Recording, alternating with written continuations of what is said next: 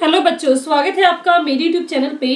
आज हम directorate of education की क्लास 6 की वर्कशीट 15 डिस्कस करेंगे, जिसका सब्जेक्ट है विज्ञान और डेट है इस वर्कशीट की 20 नवंबर 2020। यहाँ पर बच्चों आप अपना नाम लिखेंगे, यहाँ पर आप अपने कक्षा अध्यापक का नाम लिखेंगे। तो बच्चों वर्कशीट को स्टार्ट करने से पहले जल्दी से आप मेरे YouTube channel Rishabh computer classes को सब्सक्राइब कर दीजिए बच्चों, ताकि जब भी मैं नई वीडियो डालूँ उसका नोटिफिकेशन आपको तभी के तभी मिल जाए। तो देखते हैं आज की वर्कशीट। आज की वर्कशीट में हम देखेंगे पौधों को जानिए, हमारा आज की वर्कशीट का टॉपिक है। तो इसमें हम पढ़ेंगे आज जड़ के बारे में। तो जड़ क्या होती है? किसी पौधे में जड़ मिट्टी के अंदर उपस्थित होता है। तो आपको पता है जड़ हमेशा कहाँ होती है? मिट्टी के अंदर ही होती है। पौधों में जड़ तंत्र दो प्रकार के होते हैं, मूसला जड़ और रेशेदार जड़। तो जड़ के दो टाइप है, मूसला जड़ और रेशेदार जड़। तो इसमें हम आगे देखते हैं। अब खुले मैदान में जाइए, कुछ खरपतवार पौधों को मिट्टी से खोद कर निकाली। तो आपको क्या करना है? आप किसी खुले मैदान में जाइए और वहाँ पे आप कुछ खरपतवार, कुछ पेड़ पौधे से लगे पाएंगे, उनको आपको निकालें मिट्टी से खोद कर। तो इसमें आगे पूछा गया, क्या घास आसानी से निकलती है? नहीं निकलेगी, क्योंकि वो जड़ से बंधी हुई है। तो आप इसका आंसर देंगे नहीं, वो आसानी से नहीं निकलती है। यदि आपने नहीं, यहाँ पे हाँ की जगह क्या है बच्चों? नहीं। यदि आपने नहीं कहा है तो आपने ठीक कहा, ये आसानी से नहीं निकलते हैं। इसने ये पूछा ना, क्या घास आसानी से निकलती है? तो हम कहेंगे नहीं, ये आसानी से नहीं निकलती है। ठीक है, तो आगे हम इसमें यहाँ पे इस तरफ देखते हैं अब। ठीक है, तो घास क्यों नहीं निकलती वो आसानी से? क्योंकि वो जड़ से बंधी होती है। जैसे खरपतवार इसने हाथ में दिखाई हुई ना, ये खरपतवार है। नेक्स्ट है, 3 या 4 चने के बीजों को गीली रुई में रखिए। ये आप घर पे भी करके देख सकते हैं। कोई भी 3-4 चने के बीज लिए उसे गीली रुई में रख दीजिए। पानी डालकर रुई को हमेशा नम रखिए जब तक बीज अंकुरित होकर नवोदित नहीं बन जाए। 1 सप्ताह बाद उन्हें खींचकर रुई से बाहर निकालने का प्रयास करें। ठीक है, तो हमें क्या किया? रुई के अंदर हमने क्या किया? बीज को डाल दिया। इसके बाद क्या होगा? क्या आप जड़ों को रुई से आसानी से निकाल पाएंगे? अब क्या होगा? जो बीज थे वो उनमें से क्या निकले? जड़ निकल गई, और वो जड़ क्या है? रुई के साथ पूरी तरह अच्छे से बंध गई है।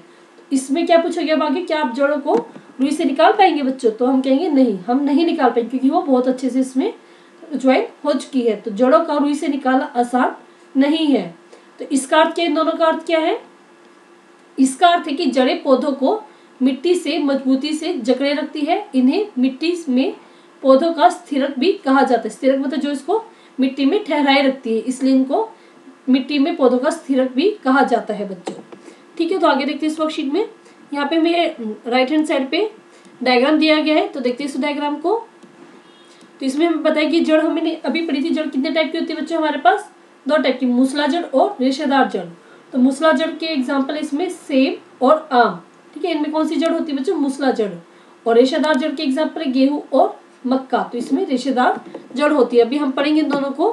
देखते आगे इस वर्कशीट में। तो एक सेकेंड, तो आगे हम क्रियाकलाप करते हैं। किसी खुले मैदान में से एक जैसे 2 खरपतवार लीजिए। अब खुले मैदान में सब क्या ले रहे हैं? 2 खरपतवार लीजिए। ध्यान रखिए कि इनकी जड़ों को कोई नुकसान न हो। खरपतवार के एक पौधे को गमले ए में डालें, में मिट्टी डालकर लगा दीजिए। तो एक खरपतवार जो आपने लिए है, जिसमें जड़ भी है, उसको आपने एक गमले में लगा दिया। दूसरे पौधे की जड़ों को काटकर, उसमें क्या है? दूसरे पेड़ की जड़ काट दी। यहाँ पे आपको जड़ नहीं दिखाई दे रही, सिर्फ एक टहनी दिखाई दे रही है। को काट कर दूसरे गमले बी में लगा दीजिए। इसमें नियमित रूप से जल 1 सप्ताह के बाद देखिए। इनको आप जल देंगे और 1 सप्ताह के बाद आप इनको देखिए तो क्या दिखेगा? क्या दोनों पौधे स्वस्थ है? दोनों पौधों में नियमित रूप से जल दिया गया, परंतु देखा गया कि जिस पौधे की जड़ें नहीं थी वह सूख गया। यानी जड़ें की मतलब जिस पौधे की जड़ नहीं थी वो क्या था? सूख गया था, और जिसकी जड़ थी वो अभी भी स्वस्थ था। तो इसका मतलब क्या है कि यानी जड़ें पानी को एक स्थान से दूसरे स्थान तक पहुंचाने का काम करती हैं। तो इट मीन्स क्या है कि जो इस पौधे में हमने पानी दिया था वो इसके तनों तक, इसके पत्ते तक पहुंच गया, लेकिन यहाँ पे क्या? जड़ थे ही नहीं। तो जड़ों की हेल्प के बिना ये पानी है तनों और पत्तियों तक नहीं पहुंच पाए, इसलिए क्या हुआ? मुरझा गया और ये मर गया। ठीक है, तो अब हम पढ़ते टाइप्स ऑफ जड़। तो जड़ कितने टाइप की पढ़ी हमने भी? मूसला जड़ और रेशेदार जड़ बच्चों। तो देखते हैं मूसला जड़ क्या होती है। यह मुख्य जड़ है जिनसे जड़ों की शाखाएं निकलती है। जो मेन जड़ होती है उससे ही जो पेड़ की जड़ें निकलती हैं उसको हम बोलते हैं मूसला जड़। मुख्य जड़ मिट्टी में गहराई में उगती है, जैसे सेब और आम। ये क्या होता है, मिट्टी में बहुत गहराई से निकलती है, तो मिट्टी में फैलती चली जाती है, ठीक है। और इसके एग्जाम्पल है सेब और आम। मूसला जड़ वाले पौधे की पत्तियां का शिरा विन्यास जालिका रूप होता है। तो इसमें जो जड़ की जो पत्तियां होती है इस वाले पेड़ की, मूसला जड़ वाले पौधों की जो पत्तियां होती है वो शिरा विन्यास उनका कैसा होता है, जालिका रूप पे। ये हम पहले पढ़ चुके हैं, जालिका रूप क्या होता है, जिसमें वो जाली के रूप में फॉर्म जालिका बनाते हैं ऐसे, ठीक है। तो इसमें जो पत्ती होती है वो जालिका रूपी शिरा विन्यास होता है। अब हम देखते हैं रेशेदार जड़ें। तने के आधार से निकलने वाली जड़ों का गुच्छा होता है। ये क्या है, तने के आधार से निकलती है, तने से, यहाँ से निकलती, तने से, ठीक है।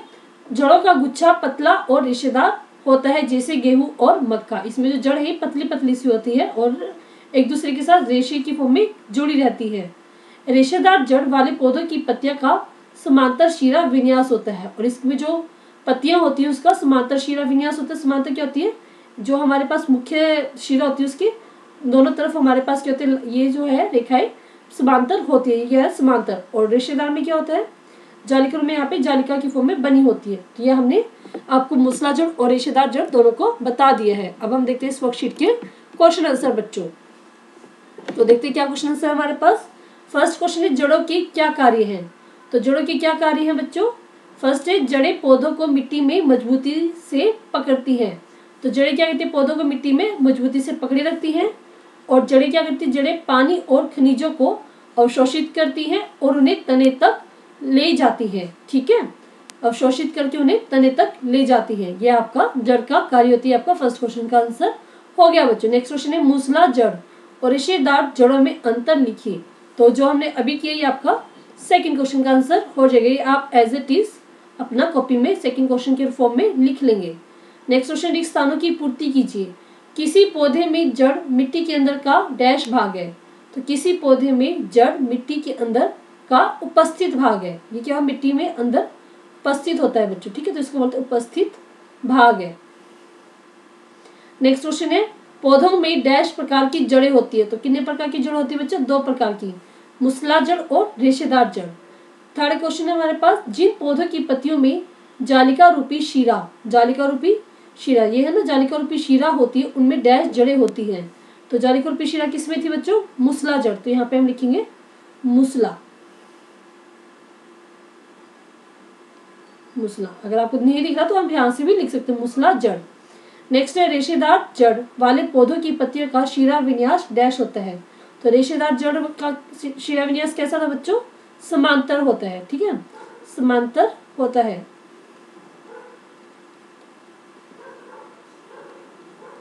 ठीक है, और इसको मैं यहाँ पे फिर से लिख रही हूँ, आपको नहीं दिखा तो मूसला। ये आपका सी पार्ट का आंसर हो गया, ये आपका डी पार्ट का आंसर हो गया। समांतर रेशेदार जड़ वाले पौधों की पत्तियों का शिरा विन्यास समांतर होता है बच्चों। तो ये पूरी वर्कशीट बच्चों हमारी कंप्लीट हो गई है। अगर आपको ये वर्कशीट अच्छी लगी है, समझ में आई है, तो इस वीडियो के लिए एक लाइक जरूर कीजिएगा, दोस्तों के साथ जरूर शेयर कीजिएगा इस वीडियो को मेरी, और मेरी वीडियो को सब्सक्राइब, मेरे चैनल को सब्सक्राइब करना ना भूलें। उसके लिए आप दबाएंगे, ये आपको इस वीडियो के नीचे मिल जाएगा सब्सक्राइब का ऑप्शन, आप इस पर क्लिक करेंगे तब आपके पास ऑप्शन आएगा टर्न ऑन नोटिफिकेशन, इसमें आप ऑल पे क्लिक करेंगे तभी आपको मेरी सारी वीडियो के नोटिफिकेशन बच्चों मिल पाएंगे। थैंक यू बच्चों, थैंक यू वेरी मच।